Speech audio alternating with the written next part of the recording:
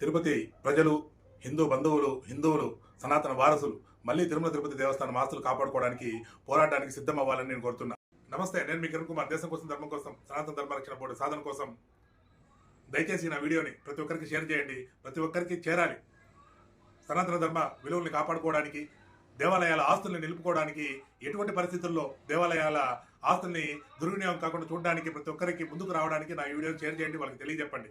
ఏంట్రా విషయం అంటే, నిన్నటి దినమున ఆంధ్రజ్యోతి పేపర్లో ఒక వార్త చూశాను. అది మన తిరుపతి జిల్లా ఎడిషన్లో మాత్రమే వచ్చింది. ఏంట్రానంటే చదువుతాను వినండి. అరవింద్ పక్కన ఓబరాయికి భూములు, హయత్కు శిల్పారామంలో ప్రభుత్వం నిర్ణయించింది. అంటే ఇది హెడ్లైన్.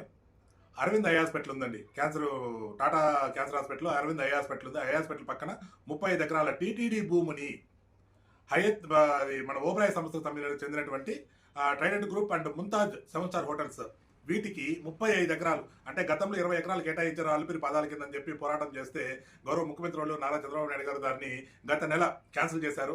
హిందువులు ప్రపంచవ్యాప్తంగా ఆనందించారు.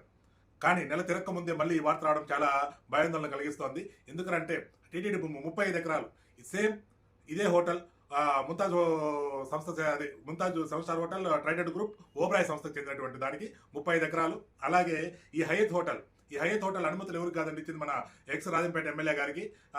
5 ఎకరాలు గతంలో ముంతాజ్ హోటల్ పక్కనే ఇచ్చినారు. ఈ రెండింటిని అక్కడ క్యాన్సిల్ చేసి అలిపిరి కింద ఇప్పుడు 35 ఎకరాలు మన అరవింద్ ఐ హాస్పిటల్ పక్కన ఓబరాయ్ గ్రూప్కి, అదే ముంతాజ్ హోటల్కి.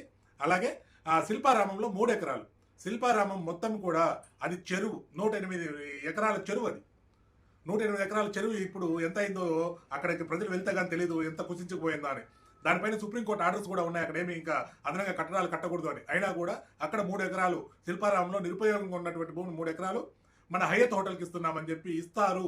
దీనిపైన ఉత్తర్వు రావాలి అని చెప్పి మన ఆంధ్రజ్యోతి పేపర్లో వేయడం జరిగింది. మీకు ఆ పేపర్ కూడా పక్కన డిస్ప్లే అవుతాను చూడండి. అయ్యా, గౌరవ ముఖ్యమంత్రి వాళ్ళని, కూటమి ప్రభుత్వాన్ని వేడుకుంటున్నా, దయచేసి టీటీడీ ఆస్తుల్లో, మఠం భూముల్లో, దేవాలయాల ఆస్తుల్లో ఎక్కడ కూడా మందు మాంసం అనే విషయం లేకుండా చేయని మిమ్మల్ని ప్రాధాయపడుతున్నాము. ఇప్పటికే దేవాలయాల చుట్టూ, దేవాలయ ఆస్తుల దగ్గర ఈ అన్యాక్రాంతం అయిపోయి అన్నమతస్తులు కూడా ఆక్రమించుకొని వారికి సంబంధించినటువంటి వారి కట్టడాలు కట్టుకోవడం చాలా బాధాకరంగా ఉంది. దయచేసి గతంలో దేవాలయాల ఆస్తులు ఎన్నున్నాయో వాటిని బయటపెట్టి వాటిని పరిరక్షించండి. అన్యాక్రాంతం అయ్యున్నా, ఇంకెవరైనా ఆక్రమించున్నా వాటిని తీసి దేవాలయాలకు ఇవ్వండి, దేవాలయాల అభివృద్ధికి ఇవ్వండి. సనాతన ధర్మ వారసుల అభివృద్ధికి, వాళ్ళ విద్యకి, వాళ్ళ వైద్యానికి, దానికోసం ఉండాలని చెప్పి వేల సంవత్సరాలుగా దేవాలయాలకు ఆస్తులను ఇచ్చేటువంటి విధానం ఉంది. ఆ విధానంలో దేవాలయాల ఆస్తులను ఈ విధంగా పక్కదోవ పట్టించడం చాలా బాధాకరంగా ఉంది. దయచేసి మళ్ళీ వేడుకుంటున్నాం, టీటీడీకి సంబంధించిన భూములు కావచ్చు, మఠం భూములు కావచ్చు, అలాగే దేవాలయాల ఆస్తులు కావచ్చు, ఇట్లాంటి చోట మందు మాంసం విక్రయించే విధానాల్ని మీరు పూర్తిగా నిలిపివేసి సనాతన ధర్మ రక్షణ కోసం, హిందువుల రక్షణ కోసం మీరు ముందుకు రావాలని మిమ్మల్ని ప్రాధాయపడుతున్నా. అయ్యా, ఇంకైనా ప్రతి హిందువు, ప్రతి సనాతన వారసుడు పోరాడండి, గలమెత్తండి. మన ధర్మాన్ని, మన దేవాలయాల్ని మనం కాపాడుకోకపోతే ఇప్పుడు చూస్తూనే ఉన్నాం ఎలా జరుగుతుందా అని, సంఘటనలు చూస్తూనే ఉన్నాం కంటితో. రేపటి దినమున మీ బిడ్డలకంటూ ఏమీ మిగలకుండా పోతుంది, సనాతనం అనేది కనపడకుండా పోతుంది, చరిత్రలో మిగిలిపోయే పరిస్థితి వస్తుంది. దేవాలయాలను రక్షించుకోవాలన్నా, మన సనాతన ధర్మాన్ని నిలుపుకోవాలన్నా ప్రతి సనాతన వారసులు అడుగు అడుగు ముందుకు వేసి ఈ తీసుకుంటున్నటువంటి నిర్ణయాల్ని ఆపివేయడానికి ప్రయత్నించాలని, దానికోసం పోరాడాలని మిమ్మల్ని ప్రాధాయపడుతున్నా. భారతీయతను కాపాడుకుందాం, గోమాతను రక్షించుకుందాం, సనాతన ధర్మ రక్షణ బోర్డు సాధనకై పోరాడదాం. జై శ్రీరామ్. ఓం నమ శివాయ. గోవింద గోవింద.